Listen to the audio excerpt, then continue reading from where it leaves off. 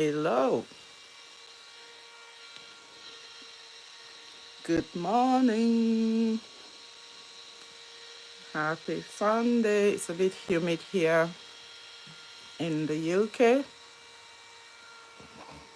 You can hear the zooming of my body fan. Happy Sunday. How are you doing? I hope you're doing well. Oh, happy Saturday. I'm going ahead of myself. It is Saturday the 28th. Let me know where you're joining from. And today I'm just gonna do a quick one and leave it with you. My name is Aso, and I make mindset healing and empowerment videos around everyday topics.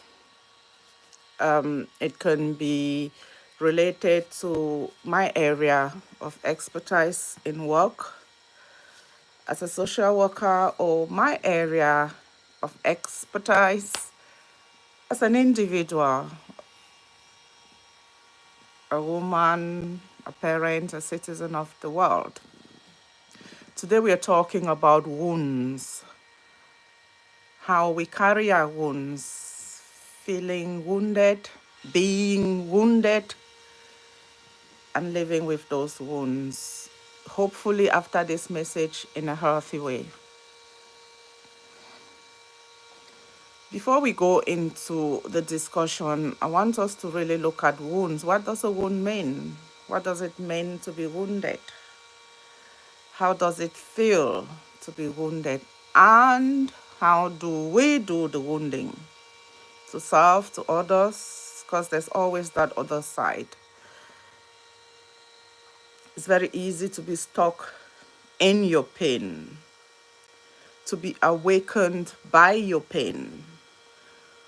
But when you are the one inflicting, when the shoe is not on your foot, we generally do not notice that pain and our own actions that we can hopefully by the end of today class as wounding to other people.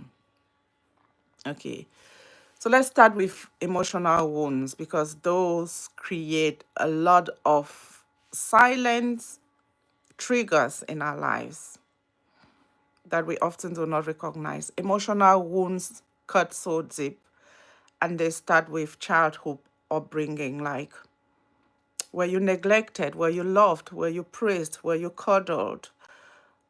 Did you feel validated? Attention? All of those attachment, detachment feelings and expectations are things that we experience as emotional wounds. And the worst wounds are when you feel betrayed, when you feel abandoned. As social beings, we want to feel that warmth. And these are triggers. These emotional wounds, they trigger us, they influence us, our choices, our decisions, our connections, sometimes unconsciously. We don't understand why we struggle with this person or this thing. And that can be related around our emotional wounds. And hopefully, as we reflect today, you can start to look into yourself and your own decisions and choices and what lies underneath them, what influences and drives you towards those choices and decisions. Okay. The next one is psychological wounds, and that's all up here. Whether it's you doing the wounding or someone else doing the wounding. And that's every time we say wounds and wounded and wounding, you want to be looking at it from two sides, because as we go about our lives, sometimes just driving past somebody, overtaking them, saying something that you perceive to be polite may come across to someone like a huge trigger because of their own wounds that they carry. So sometimes, even unintentionally, with the best of intentions and the most gentle word, we still wound. And it's very important to recognize that. Hello, Portia. Thank you for joining and watching. Do let me know where you're watching from. So your psychological wounds are related to feelings of humiliation, feelings of love and manipulation and toxicity, how people can try and psychologically mess with you, psychologically control you, or even how you live in your own head, how you try and influence your life up here rather than out here. And sometimes those thoughts and those intentions and decisions that we create in our minds trigger and influence our realities. They wound us without us even realizing the footprints that we are leaving. The other wound is relational wounds, like love, relationships, connections. Those cut so deep because, again, we are connected from birth to our parents, our siblings, our communities, and our sense of identity and belonging is tied to other people, starting from your parents, your mom, who had you in their womb for 9 months. How is that relationship with that key caregiver? Like, that's when you start to have a sense of self. You're so cute, you're so intelligent, you're so good. And you start to listen to all of those parental and community statements and build an identity. So your relationship wounds can decide how you show up based on how you feel inside, healed, wounded. Because remember, wounds are things we hide, whether they are emotional or psychological or self-esteem wounds. If you feel fragile or fractured, if you feel shamed, the way you show up in that relationship is going to be like a metaphorical wounded child, and you're going to be hiding those sides of you that can create pain if triggered, if highlighted, if announced, if shared. And that is your wound already influencing the relationship silently. Then there are those other wounds that come from toxicity from other people, limiting attention, bribing, and controlling and manipulating you. And those will be managed and controlled by you in accordance to how healed you are already around your self-esteem. If you already have your shame, if you already have your scars, those can easily be deepened by a toxic partner. So you want to be watching and asking yourself what wounds you carry, and forget the scars, forget the actual physical ones. And I'm not saying that they are not important. I'm saying that sometimes we overlook every other thing. That's why we are looking at these wounds today. So then you have your spiritual wounds, and those can actually create your moral compass and value base without you even knowing that I'm driven by the presence or absence of these things in my life. Say, for instance, you're a really spiritual person, and I'm going to quote Christianity because that's who I am. If you love and trust God and believe in God, every time you deviate from the word of God, you are going to trigger something in you that shames you to hold you accountable because you're not living in accordance to your expectations. Angel White, hello, darling. Welcome to my life. Thanks so much for joining. So, yes, so what are your core values in relation to spirituality? What do you believe in? What are your expectations? How do you want to be seen by the community or the people that belong with you in that spiritual world, or by your overall spiritual a healer? And if you live in accordance to those expectations, then you are going to feel healed even as an imperfect human being. You're going to feel a sense of belonging because you know that you're living to the best of your ability. Then we have those generational wounds that didn't even happen to us, things that we never even experienced.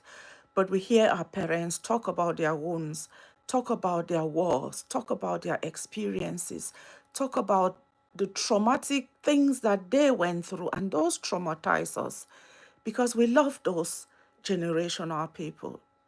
We love those communities, how we came to be, how we came to be limited, to be fractured. Generational wounds can be so traumatizing because you can't even put a finger on the fact that it's living in you.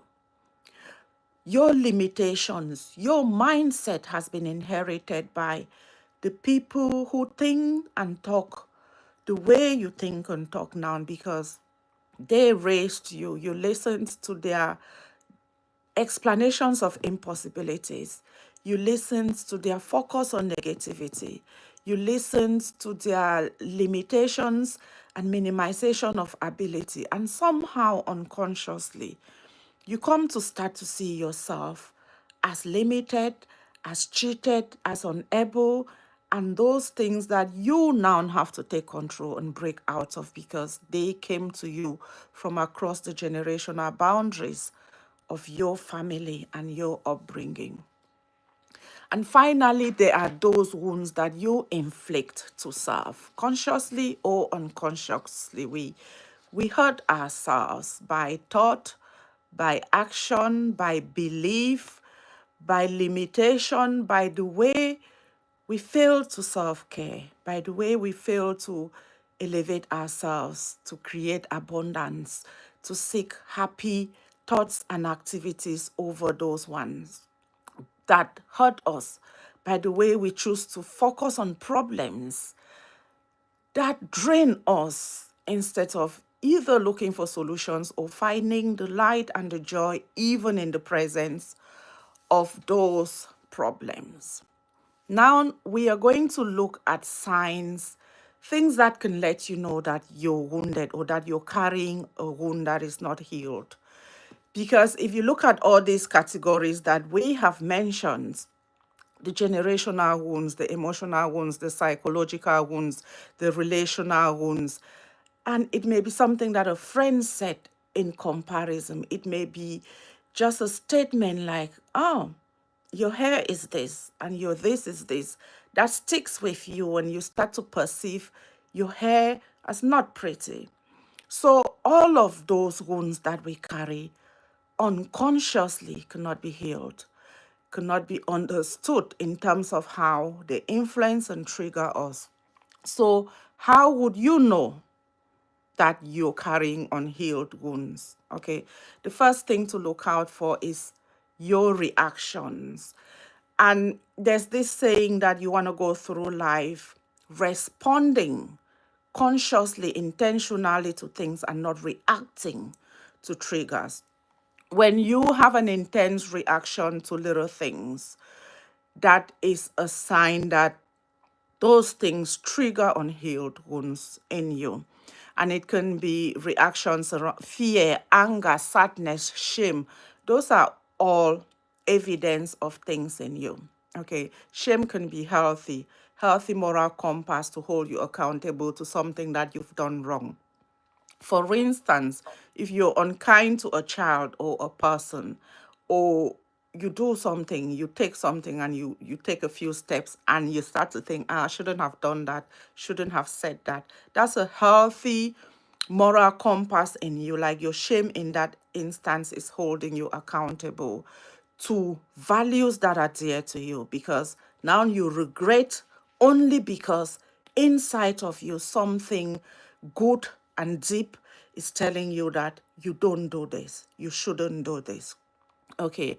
But when shame becomes toxic to a level where you are ashamed of you, pieces of you, aspects of you, then it is evidence that certain things in you make you feel not good enough. Okay, and those are the ones that you want to watch out for because they trigger certain wounds that need healing inside of you. The other thing that makes you know that you have unhealed wounds is avoidance.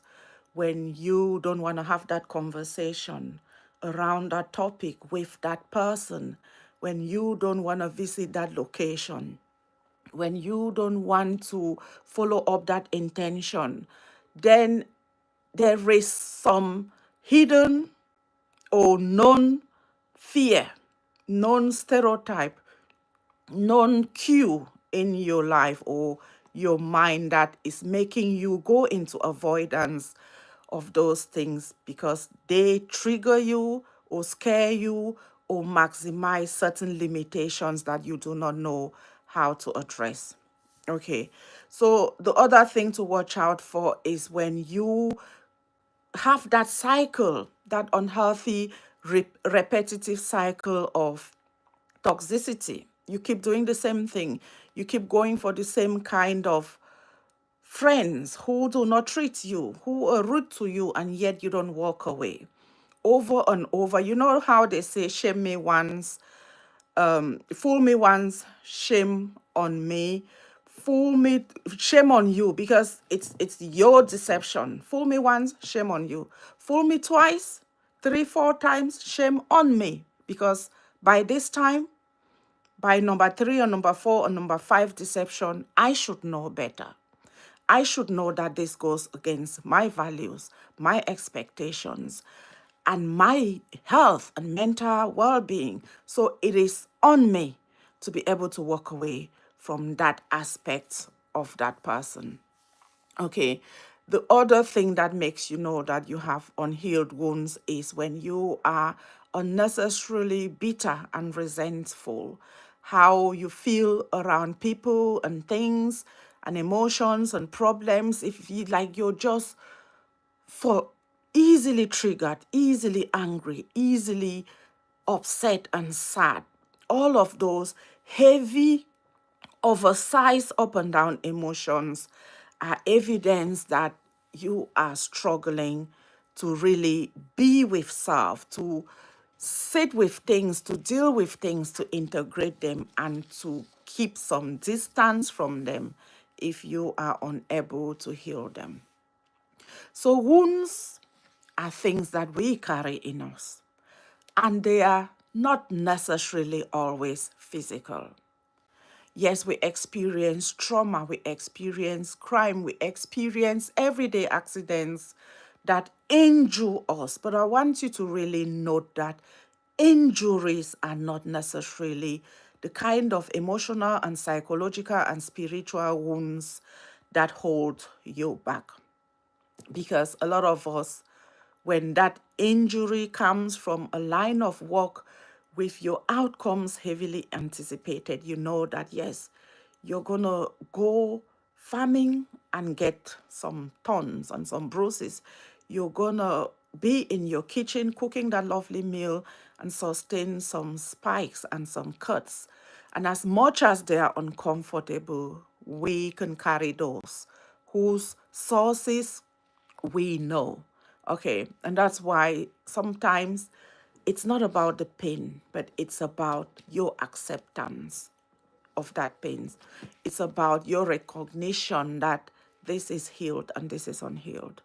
So when you look into your emotional wounds, those heavy emotions, sadness, shame, anger, guilt, those are the things that steal your joy. Those are the things that hold you down from like abundance, from really being happy, from reaching up to those higher, lighter emotions in your life.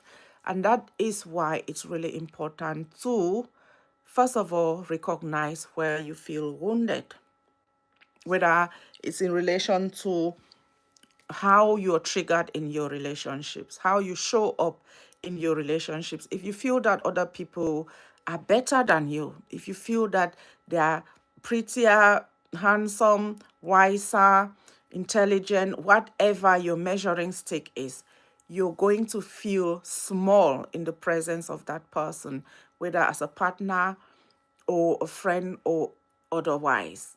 But it's not for them to shrink themselves to make you comfortable around them. It's for you to heal. That's what healing means. It means grow yourself psychologically, manage your difficult emotions, build confidence and self-esteem to the point where you elevate yourself and make yourself taller, to the point where you're not triggered by every conversation, by every mention of those things that you don't even know trouble you to the core of your body. You want to reevaluate your values, because we cannot feel shame unless something we do or something other people do goes against the values that we hold. Okay, so if you're constantly triggered, either you have to reevaluate your values, or you have to heal the sources of the things that you've done or have been done to you that trigger you. I hope this has reminded you that growth, success, happiness is within our reach. We can all have it. We can all reach those goals if we heal our wounds. Those wounds that hold us back because they hurt us physically, psychologically, okay, emotionally, because they knock us down in our relationships, and because they are transferred from generations and those people that we love, that we listen to, that we trust, whose words and intentions and experiences have somehow come to mesh with ours unconsciously. But we have the power to heal, even if we did not inflict those pains on ourselves.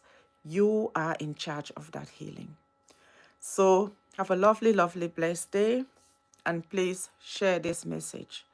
For someone in your community is waiting to be reminded that their reaction is not because of those negative words that were said to them, but because of how deeply those words trigger you, because of your own wounds that are unhealed deep within you. Have a blessed day.